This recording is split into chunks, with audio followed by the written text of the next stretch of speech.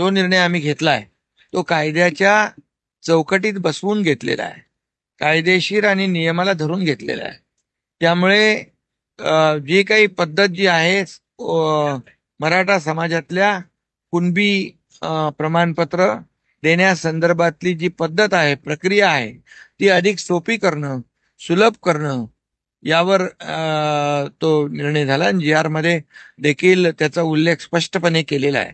त्यामुळे मला वाटतं त्याची अंमलबजावणी करण्यामध्ये कुठलीही अडचण येणार नाही आणि कुणबी प्रमाणपत्र मराठा समाजाला मिळतील.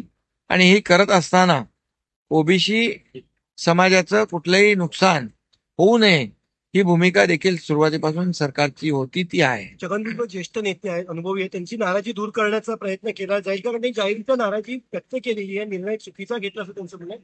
तुम्ही कोर्टात जाणार नाराजी त्यांची दूर नाही, आम्ही त्यांच्याशी बोलू, मुख्यमंत्री त्यांच्याशी बोलतील आणि जे आपण निर्णय घेतलेला आहे त्याची जी काय वस्तुस्थिती आहे ती त्यांना समजावून सांगू आम्ही. आणि मला वाटतं आपण घेतलेला निर्णय जो आहे तो त्याची माहिती आणि ती वस्तुस्थिती समजून घेतल्यानंतर मला वाटतं भुजबळ साहेबांचा नाराजी दूर होईल.